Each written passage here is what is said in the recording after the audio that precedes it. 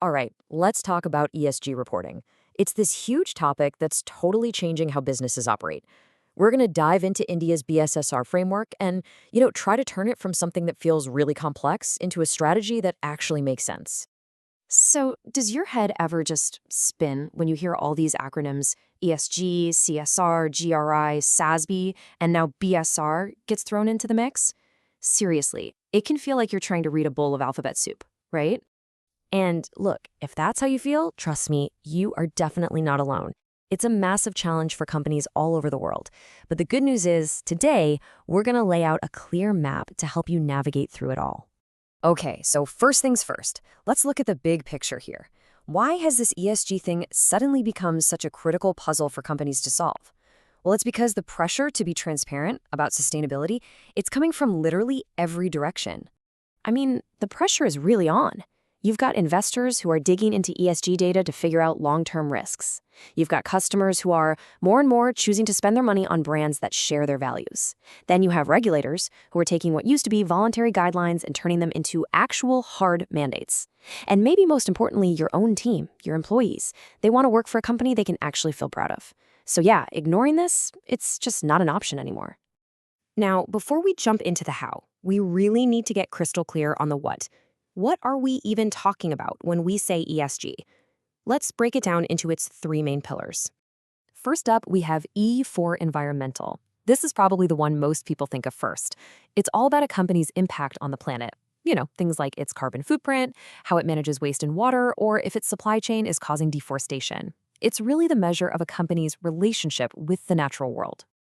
Next is the S for social. And this is all about people. How does a company treat its employees? Are labor practices fair? What about customer data and privacy? And what's its impact on the communities where it operates?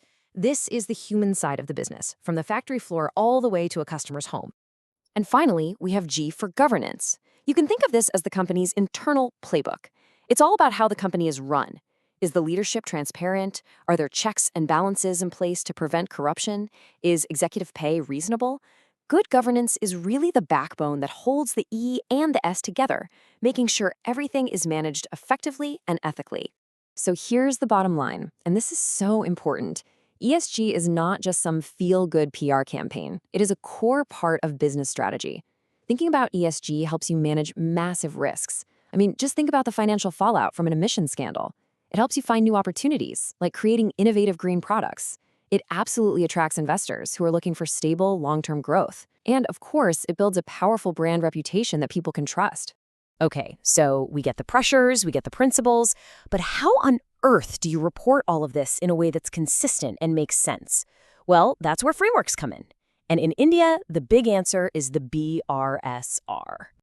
The BRSR, which stands for Business Responsibility and Sustainability Report, was rolled out by SEBI, India's market regulator. Basically, it's a mandatory reporting structure for the country's top 1,000 listed companies. The whole point is to create uniformity, so that when these companies report on their ESG performance, everyone is speaking the same standardized language. The report itself is broken into three main chunks. The easiest way to think about it is like this. Section A is the About Us page, your basic company info. Section B is the How We Do It, all the policies and processes you have for managing ESG. And Section C, that's the What We've Done, the hard numbers, the performance data, all mapped against 9 core principles of responsible business. So knowing this structure is one thing. But actually building a strategy to get this report done, that's a whole other ballgame. So let's walk through a simple, high-level approach that pretty much any business can use. It really comes down to a 4-step process. First, you have to identify what actually matters to you. For a software company, data privacy is going to be a massive issue. For a mining company, it's probably water usage. Second, you have to build the plumbing. You need solid systems to collect accurate data from all corners of the business. Third, this can't just be a document you file away. It has to be woven into your company's core story and strategy. And finally, remember that reporting isn't a one-and-done deal. It's a cycle. You review your performance, you learn from it, and you set even better goals for next year. Okay, so as we start to wrap this up, let's zoom out for a second. The bigger trend here, the real shift, is about what we expect from companies today. This whole thing is moving way beyond just ticking a compliance box. This really says it all, doesn't it? ESG reporting is evolving. What used to be this little niche task handled by one department is now a major conversation happening at the board level. It's becoming just as fundamental to understanding a company's health as its financial statements are. At the end of the day, frameworks like the BSRSR are forcing companies to gather data and, with that data, tell a story. So the final question to ask isn't just about being compliant, it's about your company's identity.